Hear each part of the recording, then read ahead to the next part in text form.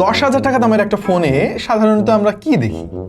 মোটা সোটা সাইজের বিচ্ছিরি রকমের ডিজাইনের একটা ফোন, খুবই বাজে একটা ডিসপ্লে ভাই, এবং অবধারিত ভাবে ওপরের দিকে ডিউড্রপ নচ, 2 GB বা 3 GB র্যামের সঙ্গে 32 GB ইন্টারনাল স্টোরেজ। তবে আইটেলের A80 ফোনটা হয়তো আপনার সেই ধারণাকে বদলে দিতে পারে।